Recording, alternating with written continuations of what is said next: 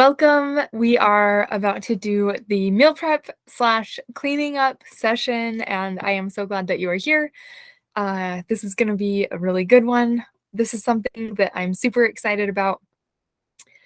I just, I gotta say, this is something that was requested from one of my friends and a few people in my group on Facebook, Key Mindset with Chelsea Newman. They commented asking me if I would do this session. And so here we are. When I was preparing this, I kind of just was interested in how, um, what the statistics are on people who struggle with meal prep. And I found this study that over 90% of US or American citizens, they don't either they hate cooking at home or they don't like to cook at home for a myriad of reasons. But I just thought, like, whoa, 90%, that is huge. So we are going to work through the energy behind that feeling, and we're going to learn a couple of things about it. So thank you for being here. All right, so before we begin, this is energy work. What we are doing is we are processing emotion and neural pathways in our brain. We are rewiring things, and how all of that happens is through chemical reaction, and water is essential to that process. If your body is hydrated, it's not going to work. So I recommend, I've got my water bottle. I hope you have yours. And also, taking notes is a great way to enhance this process. Kinesiology is the process of releasing things through movement of your body. A lot of people are kinetic learners, so if that is you, I really recommend writing things down. I recommend writing it down for everyone because it helps our brain process and memorize. So yeah, it's just, if you want to speed up how this session goes for you, I recommend grabbing a pen and something to write with on. And what I recommend doing is not writing down the words that I am saying, but instead the impressions or thoughts that come to you. That will help you learn how your intuition works, and it will work that muscle. And if you do that when you listen to these sessions, eventually you're going to get a place where you don't need me anymore. And I want you to be in that place. I don't want to make these sessions. I want people to figure out how to do this for themselves. So kinesiology is a great way to do that, but write down the thoughts and impressions that you have, not necessarily the words that I am saying. All right. Woo, we're going to talk about the benefits of daily meal planning and preparation, because I know that doing this in and out every day can be so monotonous. And I don't know about you, but I have little kids who are kind of going through phases of turning foods down, and it can be super frustrating when you've just taken all of the time to create a meal and they tell you they don't like what you made. But I promise you the benefits are worth it. I'm already processing stuff, sorry. Okay. People who regularly prepare food at home benefit from forming habits of planning and time management. We're going to talk about that a little bit more in a few minutes. We're going to talk about executive function, but they also benefit health-wise. You get to choose, especially if you're making food from scratch instead of buying pre-made items at the store that you just come home and warm up. It might take a little bit more time, and I don't say that this has to be a daily, every day, every meal thing for you to make things from scratch. But I do recommend adding that into your life, making that a priority, because the health benefits are undeniable. It's worth the time that you spend. And it also pads your pocketbook, right? Financial savings from eating at home are undeniable. It's just cheaper to make things at home than it is to buy things pre-made or to go out and order and take out or go eat at a restaurant, right? So let's see, my goal with this session is to help you create a new identity, and that is I am a person that cooks my own meals, or I am a person that cooks from home, and I am a person that cleans up after myself. Woo! There's a lot. It's a lot. But having that as your identity is what will make all the difference. It's going to change the way that you approach your meal planning and preparation every day. It's going to change the way that you feel while you're preparing the food. It's going to change your family. It's it's going to change a lot. Processes that require repetition in life are great for your mental health and mind mastery. I know how frustrating it can be when you feel like you have to do something over and over and you feel like you're obligated to do that. And we're actually going to work through the energy of obligation. But let's see, Admiral William McRaven. I want to talk about him for a second. I'm pretty sure it's McRaven. He is a Navy admiral, and he's actually written a book about this. But I was introduced to him from a commencement speech that he gave at a college, and what he talks about is making your bed. But I feel like cooking and cleaning up after yourself for every meal does the same thing. And he talks about how when these kids come in to do their basic training for the Navy, the first thing that they have to master is making their bed, and it has to be precise and perfectly done.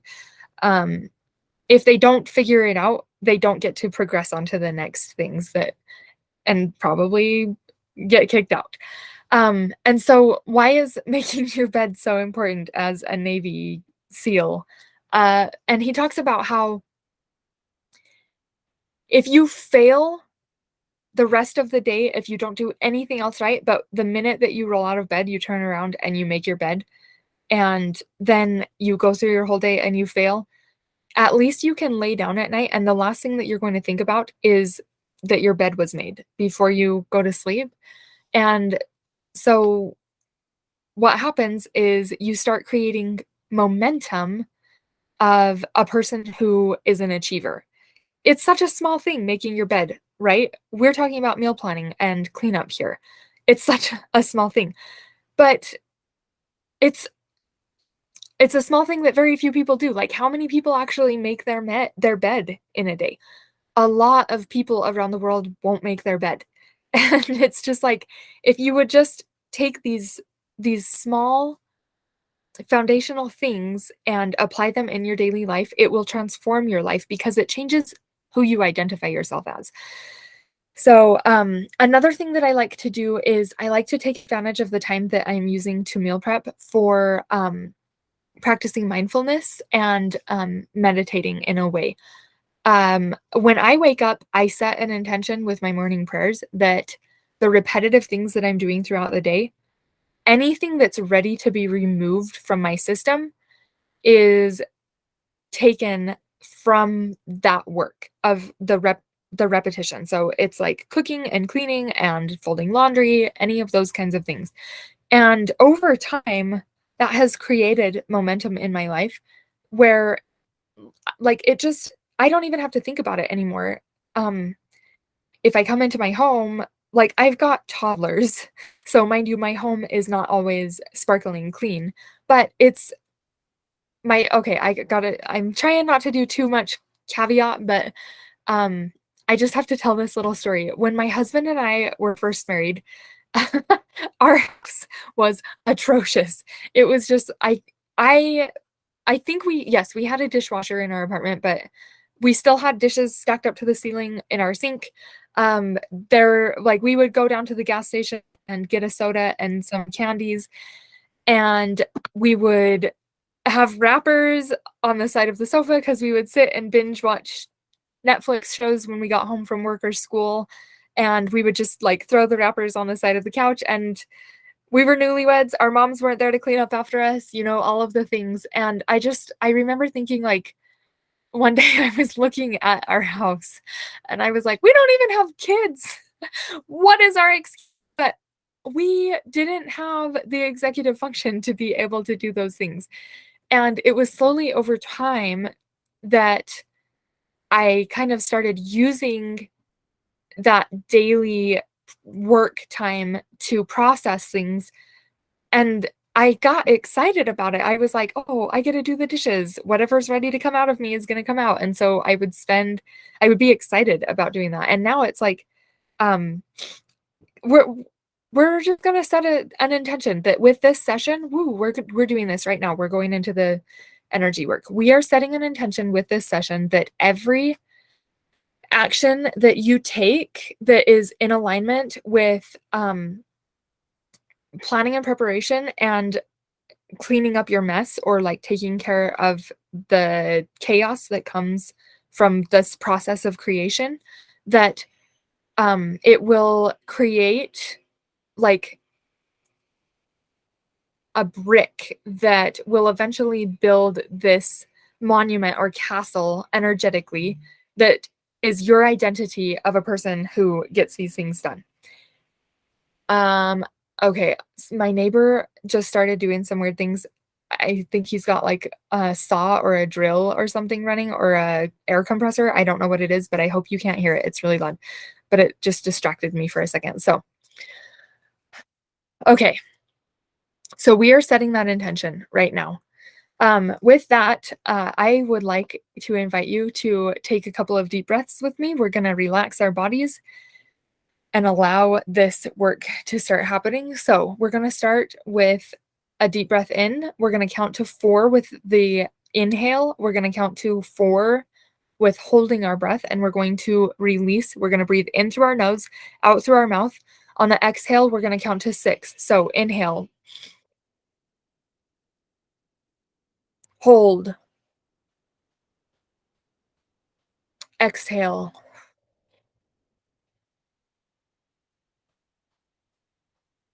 Okay, we're going to do that one more time. And as we do that, I hope that you draw your attention to any tension that is in your body. So, starting from your head, your jaw, your neck, release your cheeks, relax your chest, your shoulders, let them drop down away from your ears, your abdomen, your hips, your legs, all the way down to your feet. So, we're going to kind of draw our attention to those areas, especially in our shoulders, our neck, our cheeks, our face, even your forehead, you can relax. So we're going to breathe in, 1, hold,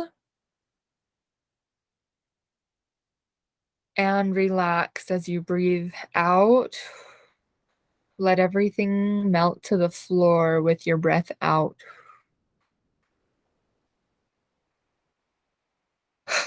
All right. Okay. We want to be happy people, right? Everybody wants to be a happy person. Research has linked cooking in the home with happiness, relaxation, greater self awareness, boosted confidence, and more. That is a study that was done with people who started cooking at home during the big P word in 2020 when everyone was at home. They found that people who had been really stressed were suddenly finding relaxation. And it was through this process of cooking at home. So, who doesn't want that?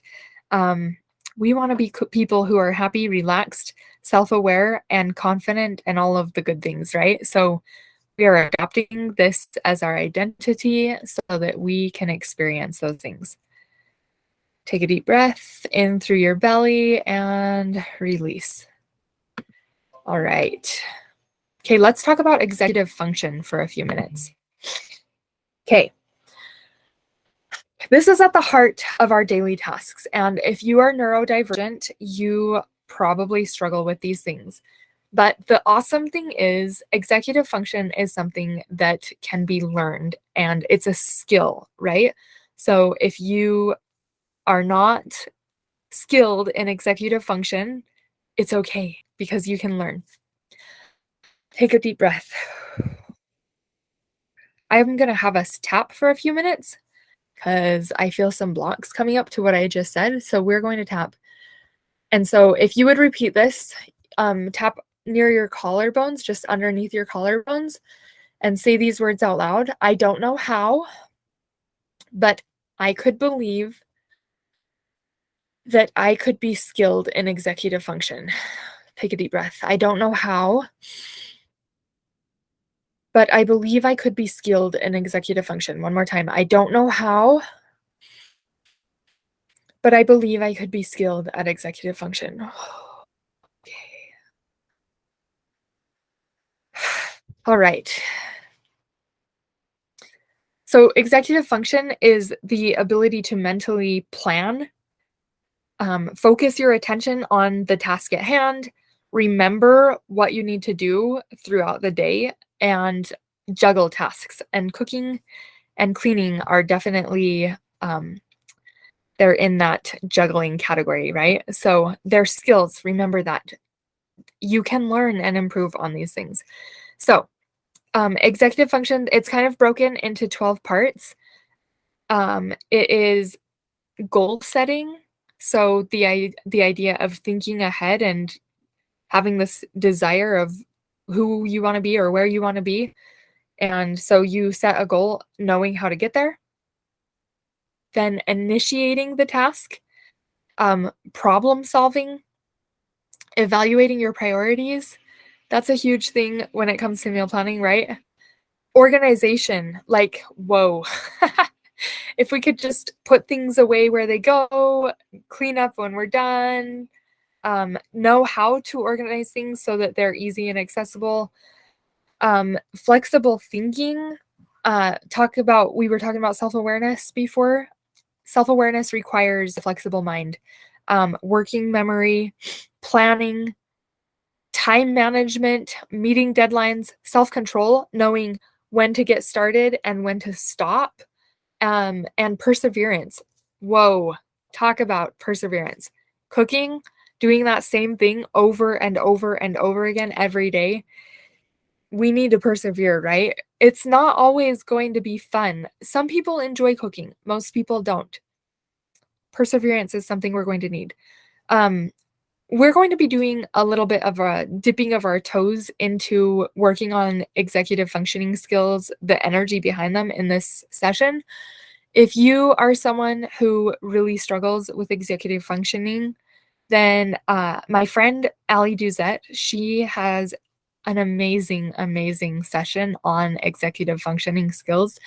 And I will link that below because it's just so, so good. And I really, really recommend doing that one if this is something that you struggle with. But we are going to move on. Okay.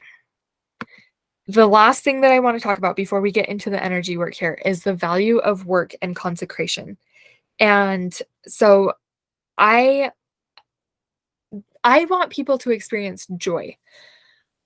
When we have this identity of I am a person who cooks from home, I am a person who cleans up after myself, it's not actually the action that you are after, right? And that's what so many people, why they struggle with doing this on a daily basis is because they get so caught up in the action that is being taken instead of the experience or the feeling that comes from the action that they're taking. And I know that joy is a fruit of honest labor. We live in a physical world, this fallen mortal state, right? And part of this world is building character. And one of the characteristics that is so, so, so beneficial in this world is the value of hard work. And it's just this process of creating chaos to it's chaos spurs creation, right? And so when we're cooking meals for our family every day, it creates a little bit of chaos. It gets messy. We're juggling the tasks at hand, right? But when we go into that creation and we put the meal down on the table and we're able to spend that time together and to enjoy the meal together as a family and then clean up and then just like sit down and reap the fruit of our work. There is nothing like that feeling of it's joy is what it is that comes from finishing a task and creating something, especially something that is life-sustaining and creates bonds in family relationships. It's just it's joy, even for yourself. If you are a single person, cooking a meal for yourself every day is so rewarding to the soul. It says, "I care about you." And not that going out and eating out is a bad thing, like, it's a treat, right? Sometimes going to a restaurant and sitting by ourselves is like heaven on earth. But there's there really is a joy that comes from this chaotic creation. It's just a part of life. We learn about ourselves. I already talked about all of these things. It creates self-awareness, all of the things, right? That we've already mentioned. So, I wanted to read this quote because I loved this quote. By work, sustain and enrich life. In it, it enables us to survive the disappointments and tragedies of mortal experiences. I thought about when I read that part, so many times in my life when tragedy has struck, how I have found joy or solace or comfort in preparing a meal, whether it's something that I've sat down and eaten with my own family or something that I've taken to a funeral to provide for my friends or loved ones who have lost someone near and dear to them. Even sitting down and receiving of someone else's labor when I've lost people who are near and dear to me. It's just the other thing that hold on, I'll talk about that in just a second. I'm going to finish this. Hard-earned achievement brings a sense of self-worth. It builds and refines character, creates beauty, and is an instrument of our service to one another and to God. A consecrated life is filled with work, sometimes repetitive, sometimes menial, sometimes unappreciated, but always work that improves, orders, sustains, lifts, ministers, aspires. That quote is by D. Todd Christofferson. I wanted to talk about this word consecration. To consecrate something means to set it apart. And so it lifts it higher. It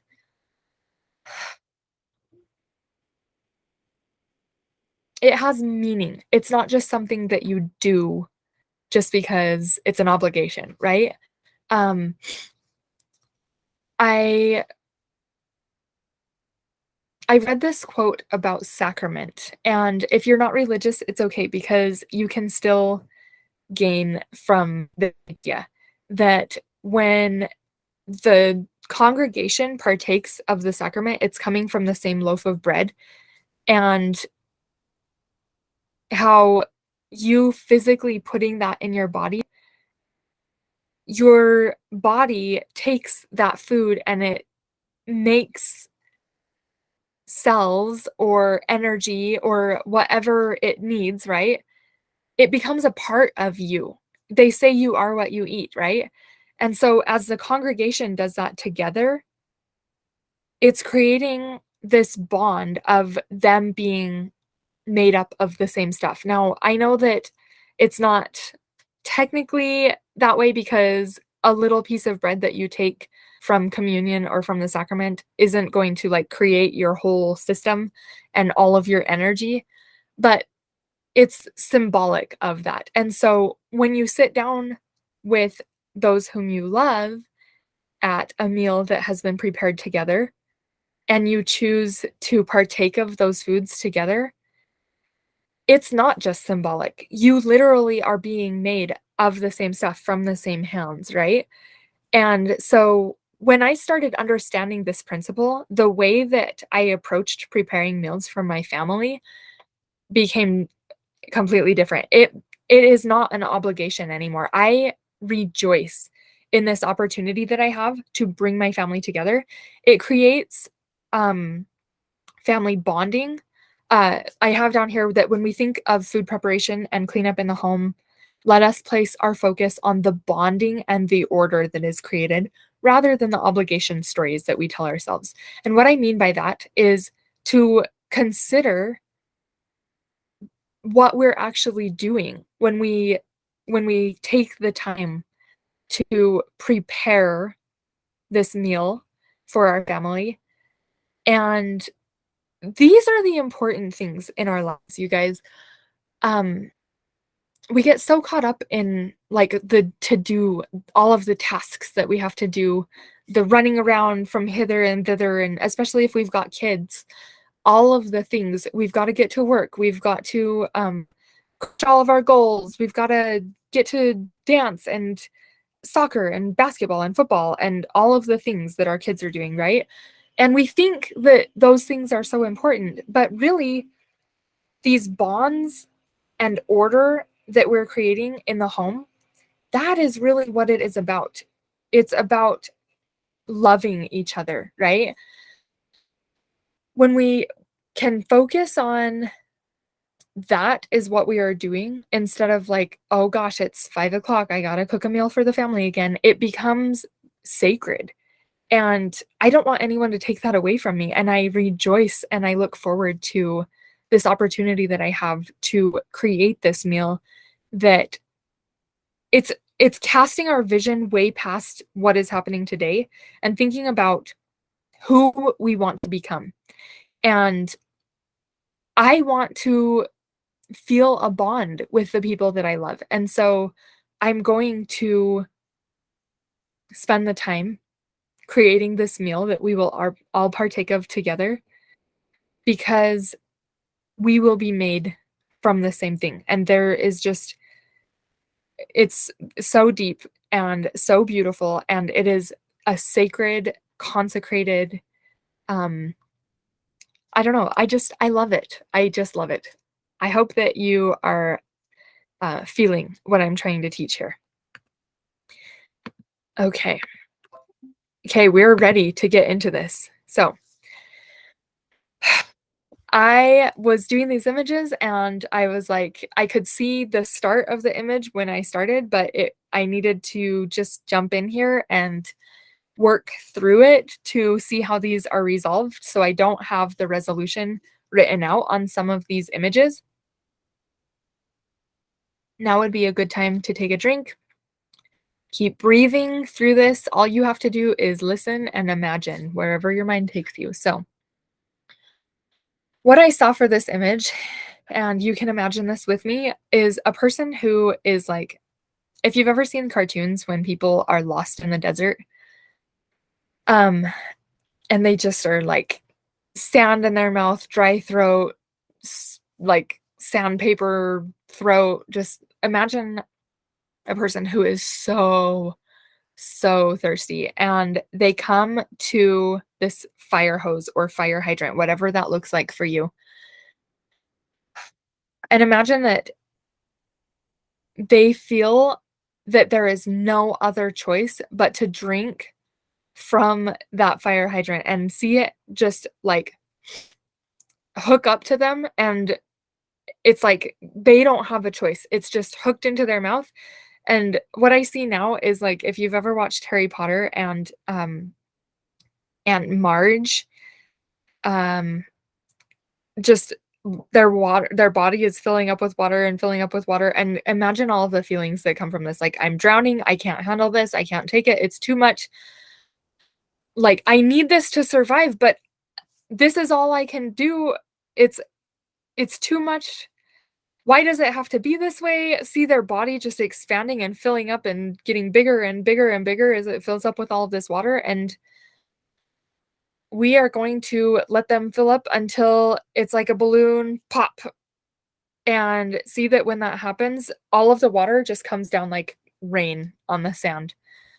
And take a deep breath. We're holding space for all of the emotions that they were feeling as they were drinking the water. Anger that they were in the desert in the first place. Anger that they can't survive without it, but there was only one way to drink it. And now I see them. I suppose this would be like divine perspective because they're in heaven. Imagine them like their spirit is in heaven now. And they're sitting there thinking about the whole situation. Take a deep breath. We're going to do some Ho'oponopono here in a second because we're allowing this spirit to just think about what just happened and replay this in their mind. And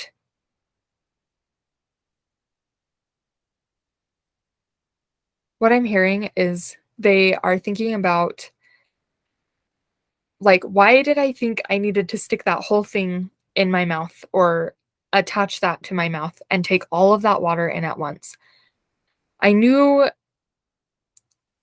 that that was a bad idea. Take a deep breath.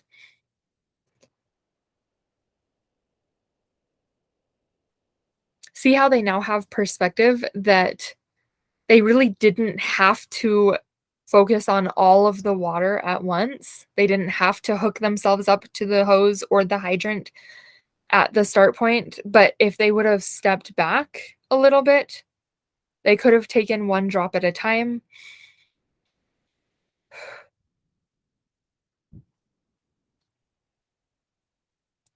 That would have been sustainable and would have been more enjoyable.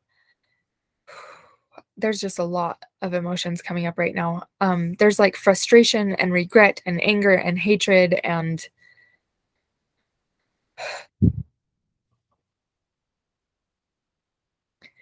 it's like, I was so thirsty though. I had to take it all in. I couldn't only take a few drops in at a time. It never would have worked that way.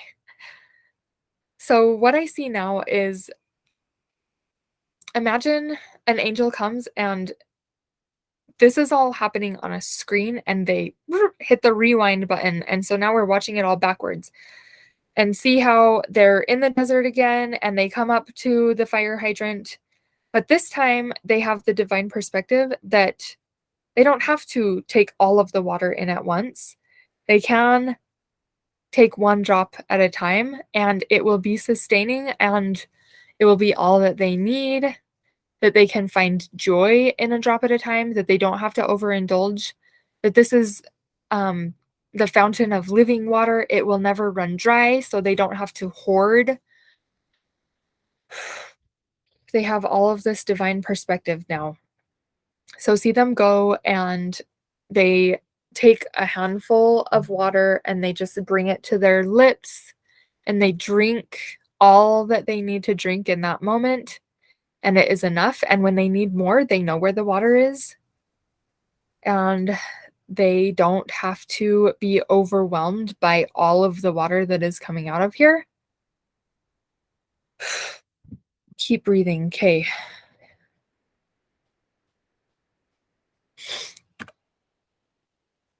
All right. Going to this next image is if you haven't read this book, it's okay. If you haven't read it and you want to read it, spoiler alert, I'm going to tell you the story. So go read it before you finish this session if it's been on your list, because we're going to tell you what it's about. But okay, this is the next image that came up to me was Kaya from Where the Crawdads Sing. And this book is heartbreaking, but we are going to change the ending. Imagine a swamp kid who is never taught anything. Her mom leaves when she is a little girl. She's abandoned by her brothers and sisters. Everyone who should have loved her and let's see. I didn't write that out very well.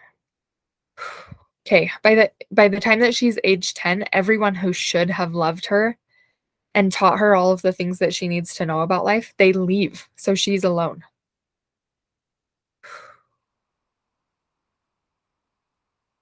See her struggling to survive and fend for herself. She has to learn how to cook by herself. She has to learn how to clean by herself. She doesn't know how to count or read. She just has never been taught to do any of these things that are essential to daily life. And see how much of, like, imagine how much of a struggle that would be for someone to try to figure all of that out at such a young age.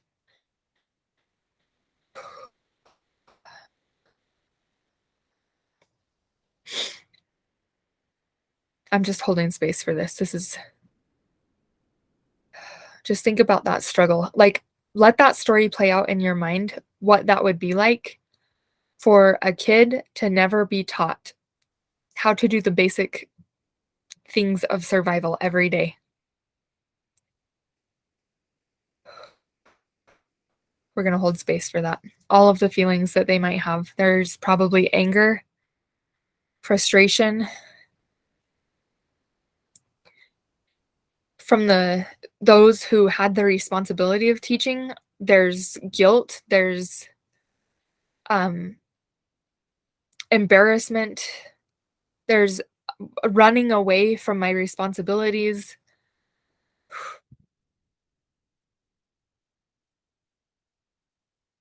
So in the book, one day, this boy, his name's Tate, he comes and he meets Kaya, and I love this book, what ends up happening and how they're brought together, but he figures out that Kaya doesn't know how to read, and so he starts teaching her how to read. So imagine that someone shows up in your swamp kid's life and teaches them the things they never learned how to do. We're talking about comprehension here. See how the swamp kid's life changes. Their whole world changes as they unlock the key to comprehension and adaptation. See that as they learn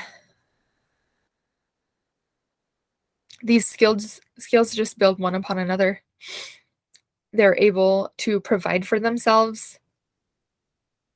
See how everything that they learn takes off the stress of their daily survival. And every time they practice these new things that they're learning, that stress lessens and lessens and lessens. That they're now not focused on what they need to survive every day, but they're able to spend their time doing things that they enjoy. In Kaya's case, in the book, she starts drawing and writing books about the swamp. And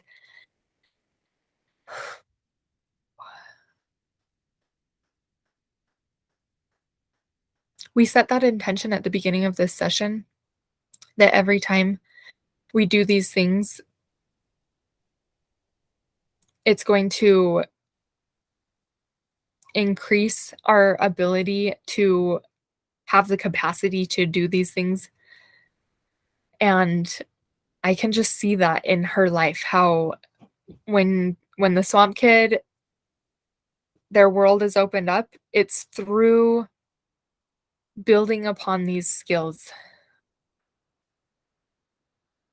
I still feel some sadness. There's like, let's just hold space for all of our generations in our ancestral lines who lived with parents and others who didn't teach them what they needed just to survive the day to day. Let's hold space for that for a second. I see, like, it's like a family reunion, and they're all just coming in hordes, and they are seeing our swamp kid who is now making all of these changes in her life and learning how to do these things that they never taught her to do and they never taught their kids to do, and so on through the family lines. And I see them just like reaching out and putting their hands on her shoulders, and they're just so proud because they know. In the book, Kaya doesn't have any children, but we are going to imagine that the family tree is changed with this child, this swamp kid, who learns all of their responsibilities, and they're able to turn around and teach others in their life how to do these things as well. Take a deep breath and hold space for that. I see mothers and fathers through their posterity, the Swamp Kids posterity, teaching their children how to prepare meals and how to clean up after themselves and working together as a family. I see them using the time to do these daily tasks as a time to sit down, and I see them listening to books or to hot topics that they want to study to increase their own knowledge and skills, and also spending the time with their loved ones to create these meals together and to clean up these messes together. And just the bonds that are forming, like, I literally see it, like, clink, clink, clink, clink down the generations, and it's just this really strong chain, and they are teaching these skills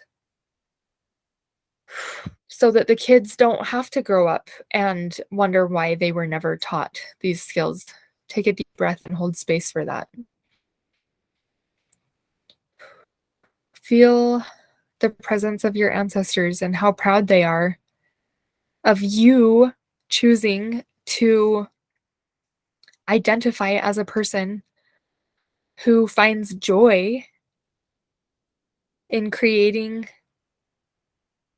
food at home and creating order in your life. Woo, take a deep breath and breathe that in. Okay. All right, we're going to imagine a light switch. I'm going to take a drink really quick. This is a special light switch.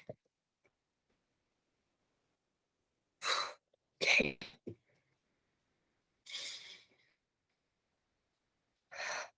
I just felt that I need to know what this light switch is wired into. So give me a second as I.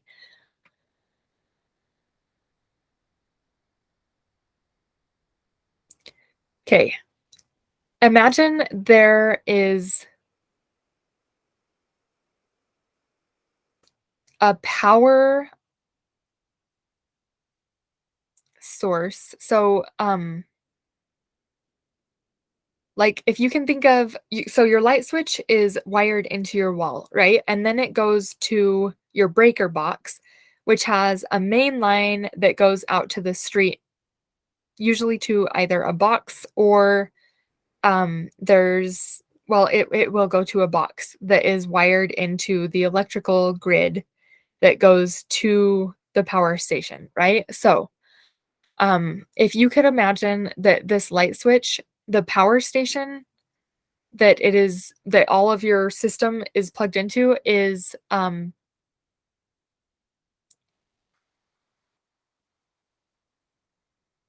I see attitude and universal truth. So a positive attitude and universal truth. Yes. Anything else? No. Okay. Take a deep breath. Are there any blocks? Okay. I see some people who their wires are like broken or it's not plugged in somewhere. So we're going to ask electrician angels to come in, and they're going to either put new wires where there needs to be new wires, or they're going to fix the wires and they're going to attach them where they need to be attached. So we're imagining this light switch, and then it goes to the breaker box, and then it goes out to our power box, and then it goes to the power source, which is attitude, a positive attitude in divine universal truth, a positive attitude in universal truth. That's our power source. Yes. Okay. Are there any blocks? Awesome. Good job, guys. We took care of our blocks. Okay. Good job. So you have to do something here. And that is, I need you to imagine flipping the switch on. When the light or the switch is switched on, you have the power to look at your life and your circumstances objectively based on facts, universal truth, and positive attitude. And then you act according to those facts when that switch is turned on, rather than acting based on your thoughts, feelings, or opinions, or the subjective mind, right? Okay, so what are you going to do if you can't flip the switch?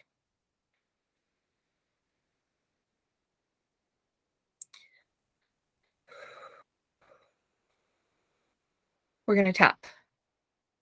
So tap with me. It could be safe for me to believe that I have the power to flip this switch. Whew. Breathe that in. It could be safe for me to believe that I have the power to flip this switch. It could be safe for me to believe that I have the power to flip this switch.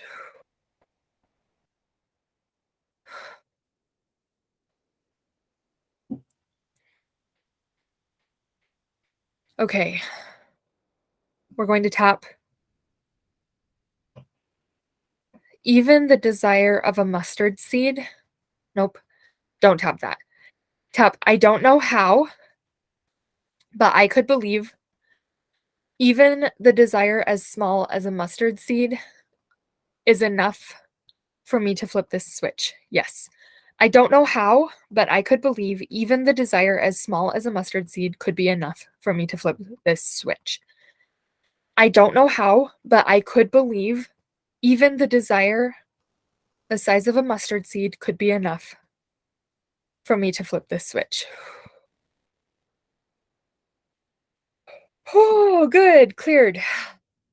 Yes. No blocks. Okay. If you have a hard time visualizing yourself flipping this switch, I actually recommend journaling those things that we just tapped and anything else that comes up to you. Um, yes, we are going to choose to flip this switch. So, I'm setting an intention right now. You set this intention with me that if you're struggling to do the thing, that your mind will be like, oh, we need to check the switch. And then you can just imagine yourself flipping it on. And so if you're struggling to plan your meals or cook the meals and get it on the table or clean up after you're done with your cooking, your brain's going to be like, "Oh, what's my switch?" And you're going to flip it on. Anything else I need to do? Cool. We're done. The light switch. That was fun. Okay. This one, I'm not sure where this one is headed. I don't know why for this session it was like you need to get into the work before you can know how to solve it.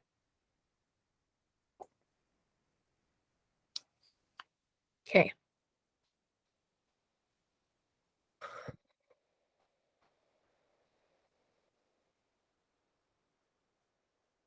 Okay. We are going to imagine a thank you card that was never written. I saw this card just sitting on a shelf. I saw it just sitting there on a shelf collecting dust for years, and it was just so imagine this thank you card sitting on this shelf and see the frustration and anger, horror, regret, this feeling of a lack of purpose that the card feels. It's like, what a waste. Why was I even made if no one is going to recognize me? Take a deep breath. Nobody sees me for what I really am. I just sit here doing the same thing day in and day out. This life is so boring. What is the point? Why am I here? Why am I doing this? It's just like, oh man, I see a circle, circle, circle, circle, circle, and it's just the same thing, same thing, same thing, same thing. And I'm not learning anything from just sitting here on the shelf. So we're going to imagine an angel comes in and that circle, they take some scissors. It's not a circle, but it's a band, and they go snip, and that band goes whew, into a flat line. And suddenly somebody recognizes the thank you card and they pick it up off of the shelf and they grab a pen and they write the most beautiful note recognizing someone who has done something for them in their lives. Okay, I'm feeling like we need to write our own thank you note. Okay. So, I will put this as homework in this lesson. When you are done, you want to go do this because this work is not going to go through until you do this, but um, you need to write a thank you note to yourself for all of the time that you have spent meal planning and cleaning up meals up to this day. And it's something that I hope that you take some time to do. I hope it's not something that you rush through. I want you to really feel the feelings of gratitude that you have for yourself for every meal that you have prepared up to this point, every time you've cleaned up after yourself, when you've created meals, and just really hold space for that. And just live in gratitude, like experience what that gratitude actually feels like and spill it out, pour it out through whatever you're writing with onto your paper. And then I want you to put it in an envelope and seal it. And I want you to put it somewhere where you will find it a few weeks from now. So, whether what just came to my mind is like if you read the scriptures and you're following a study to put it like a few weeks out from what you will be studying in a few weeks so that when you open them up, if you're reading a book, use it as your bookmark. I don't know, stick it in the back of the fridge. So the next time you clean your fridge out, you find your thank you card wherever works for you. Stick it somewhere where you're going to find it in a few short weeks, and you open it up and read it and feel all of those things again as you read it.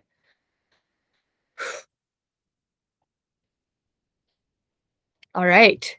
Good job. Good job. Good job. Okay, we've got two more images here. Okay, what I saw, so I want you to imagine an assembly line. Whatever your mind wants to assemble, that's fine. But just think of all of the people who are working next to each other, the conveyor belts, how they just move stuff along, all of the parts that they need. See that this assembly line is overworked, unmaintained. There's no director. It's generally out of order. I just see chaos. I see people running hither and thither. They don't know what they're supposed to be doing. Some people are so backed up. They've got things just piling up, piling up, piling up on their conveyor belt, and it's making a huge, atrocious mess. Other people are sitting here like, I saw people with fingers up their noses, like, I don't have anything else to do, so I'm just gonna pick my nose. Oh man. See items backing up, see mass confusion and frustration. And what I saw was you imagine yourself as the floor manager, and you come in with a whistle and just you blow that whistle and everything just stops. Okay, here's what's going to happen. It's going to take some time to get this to process, right? This session that we're doing. So imagine now everything is stopped. We're not on the production line anymore. We're not producing because we are building systems. We're figuring out that we need to clean up some messes over here. We need to make a better system over here. So imagine that you get a team of angels together who come and they clean the factory. They're sweeping up all of the dust. They're oiling all of the parts of the assembly line. They are fixing broken parts. They're putting new parts in where it wasn't working correctly before, and see how we're putting new workers in where things were getting backed up before, so that those who are standing around picking their noses now have the perfect amount of work flowing to them. They're not bored, they're interested in their work. The ones who were overwhelmed are no longer overwhelmed. They have the perfect amount of work coming to them. They love their job. They know exactly what they're supposed to be doing. Okay. And then the other thing that I'm getting is you are not meant to be the floor manager. So even though you blew the whistle, you're now going to invite an angel to come and take the whistle from you. So you hand it over to them, and they are going to take care of the management of the floor. So now everyone is happy and they give you a thumbs up. And you go and you stand at, I see, like, if you've ever seen the movie Mousetrap, and I think it's a yarn factory that they work in, but there's in these factories, there's always a room with a glass window up the stairs, right? And so you have the ability to peek in and check to make sure that things are going correctly, but you don't have the need to like be on the floor at all times making sure that everything is running smoothly.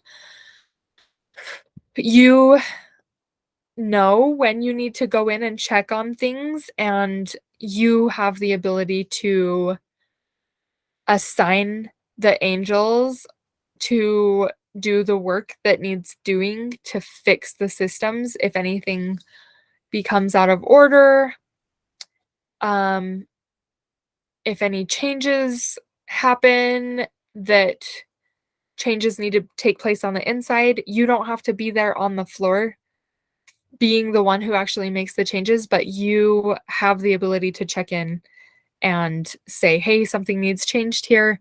And then the angels, they just do the work for you. Yes. Anything else that needs done here? Good job, guys. Last image. Okay, this one was kind of hard for me because I I kept seeing two things. So it's kind of a double image.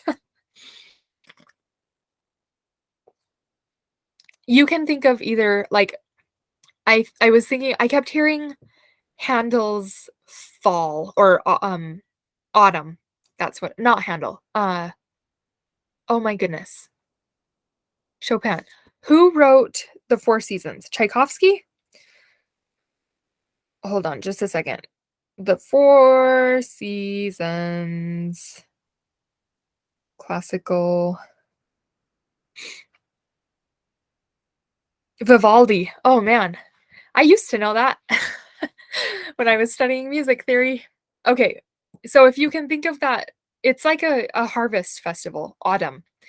I was hearing that music when I was preparing this image, and I was like, okay, harvest festival, but I also kept thinking of Thanksgiving dinner, and I was like, man, Thanksgiving dinner brings up a lot of trauma for people sometimes because so before we go into this image, I want to hold space for those times in our life when the meal hasn't been this like Norman Rockwell cookie cutter, beautiful, everyone's at the table and we're all happy and there's this beautiful turkey. Like, I want to hold space for the stress that comes with meals like this.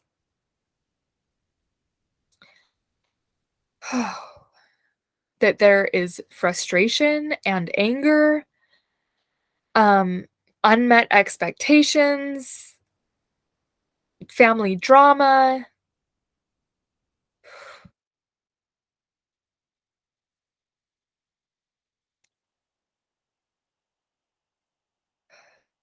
Sorry, I'm just keep taking big, deep breaths. Let's hold space for all of the times in our lives and in the lives of those who came before us that our expectation of mealtime was not met. It's okay. We can hold space for that. Take deep breaths in through your nose. Good job. Out through your mouth. Awesome. Okay. Now, now that we've recognized that these aren't always what we expect them to be, these meal times, I want, um, I think of like Jane Austen, just the parties and the dances and like the Yule Ball or the Harvest Festival, whatever you can imagine.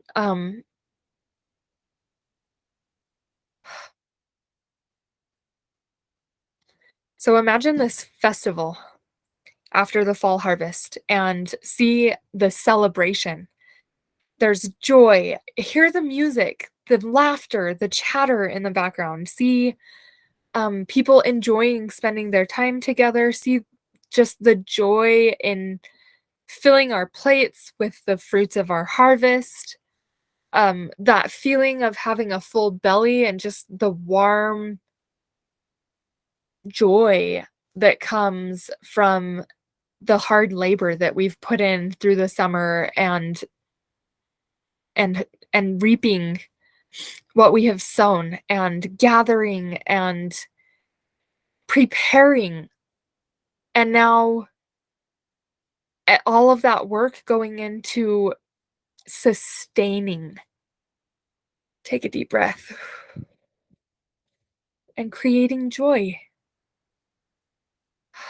Okay, I want you to imagine those who did all of the work, how they just feel like they can relax and they can think about the rest that they are about to partake of as they prepare for the winter, that they don't have to be on the go all the time, and recognize how, yes, it's this never-ending cycle or circle of life, but like the moon, it has these ebbs and flows, and sometimes the moon rests and it is dark and you can't find it in the night sky and it's sleeping, and other times it's bright and full and totally at work. But see that as it works, when it is full, the moon emanates this beautiful light that enhances the lives of those who see it, right? It lights up the night sky. It adds beauty and joy and glory and wonder to the earth. That's you. You're the moon, right? Think of a harvest moon. Oh my goodness, I didn't see that. I wish I had an image of a moon on this slide. And we're just recognizing that even though it is this never ending circle, it comes in these cycles, and we can use the time that we are hard at work and we are fully in what we are doing, putting our focus on, we're consecrating that time, right? We're reflecting the light that is reflected on us by choosing to consecrate that time and spreading it out to everything around us, illuminating everything around us. We're adding beauty, and we are also, it's okay when you're emanating that light to think about the time that you will soon be resting as well. Breathe that in. Okay. My family just got home, so it's a good thing we're about to wrap this up. I don't think I have, oh, I do have one more slide. Okay. I'm going to check and see if there's any other work that we need to do at this time.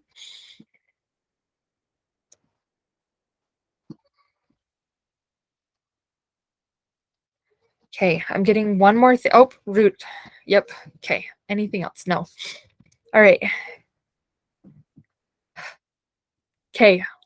Um, Over the next few weeks, what I encourage you to do is,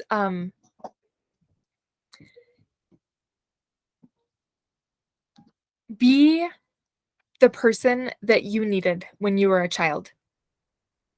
I used to teach, health and fitness courses, and part of the thing that I taught was nutrition and meal planning. And I remember when I kind of first got into it, um, I don't know, I loved meal planning, and I would plan a month in advance because we lived away out of town, and so, like, going to the grocery store was not something that I could just do every day. It would take like, we had a little dinky grocery store that was, like, 20 minutes from our house, but if I really needed to do a grocery trip, I would have to go into Kalispell, which was, like, 40 minutes away from my house. And so I couldn't just go to the grocery store all the time. And I know people go every day, which was mind-boggling to me.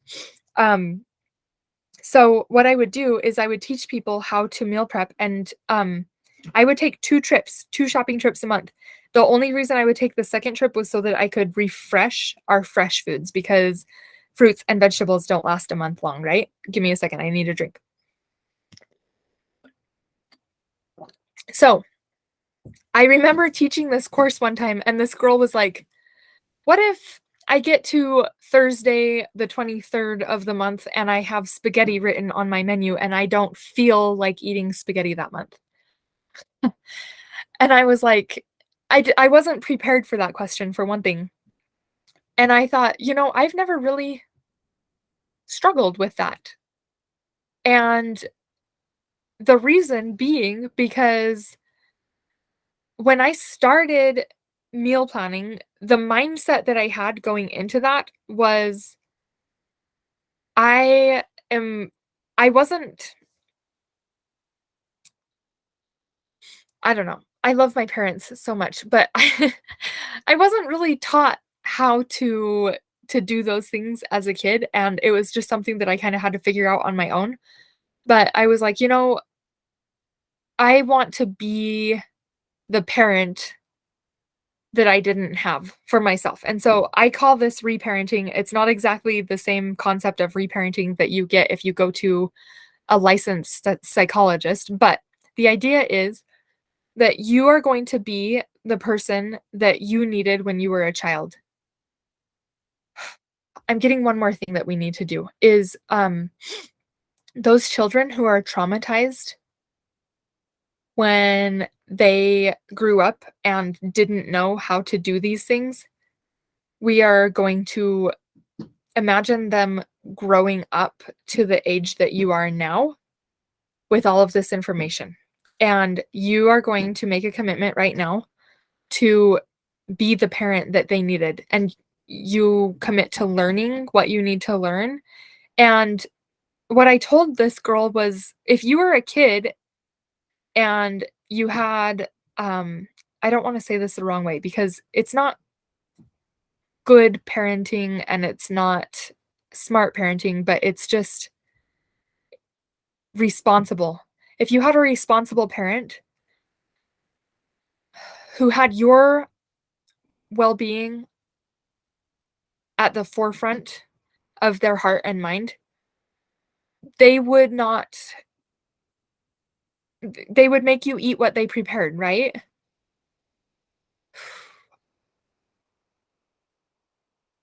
I wanna hold space for parents who don't do that.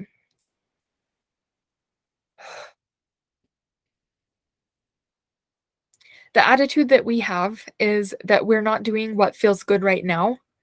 We are doing what our higher self, remember, we're creating that identity of a person who prepares meals and cleans up after themselves, right? That's just who we are. We don't even have to think about it.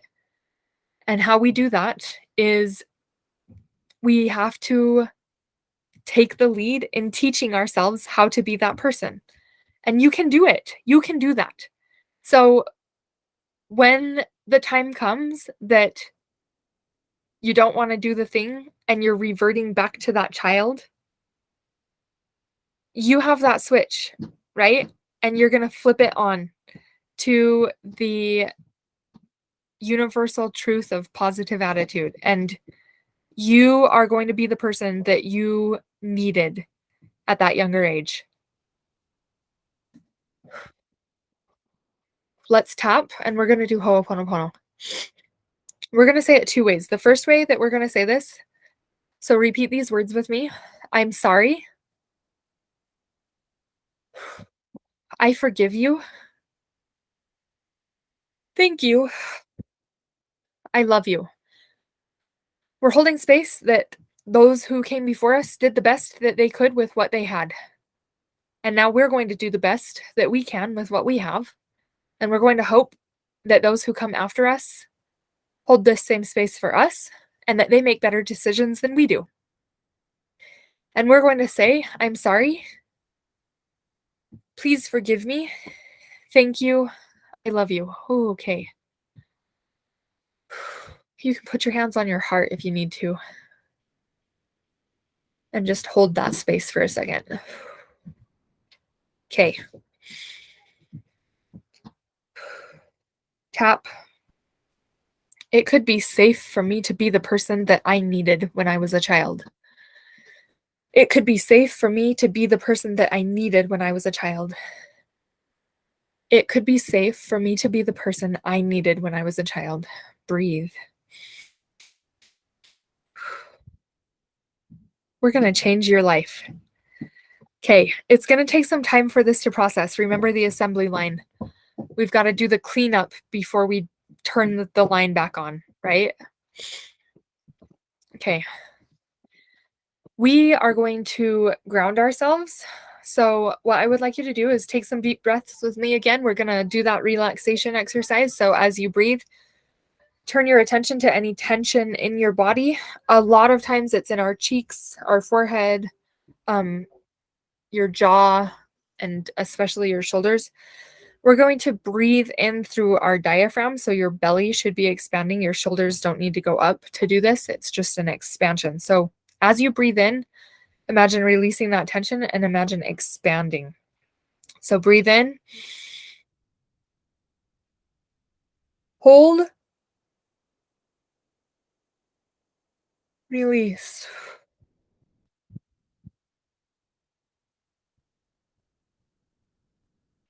Remember, as we exhale, we're just imagining all of that tension draining out of our feet and going into the earth. Take a deep breath in. Hold.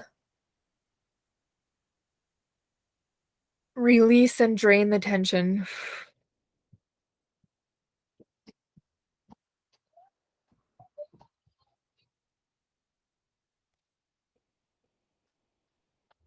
Good job. Good job. Good job. Okay. Imagine roots growing from your feet and out for miles around you and down toward the center of the earth.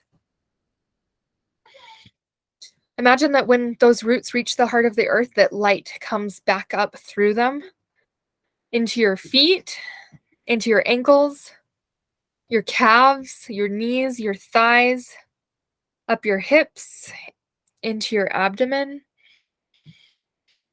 your shoulders, out your arms and fingers, your neck, into your head, and out the crown of your head up to heaven. Okay. Good job. All right, we are done. Awesome job, guys. Thank you for being here. If you have any questions, feel free to reach out to me. Take some time to let this process. Remember, keep drinking lots and lots of water. Stay hydrated. I would love to hear any changes that you notice after you do this session. I hope that you enjoy many meals in the future and that you find joy and purpose in the time that you spend creating those meals and creating order in your life and taking care of the messes that come from the process of creation. So let me know if you've got questions. Can't wait to hear from you. Thank you, thank you, thank you, and have a wonderful week.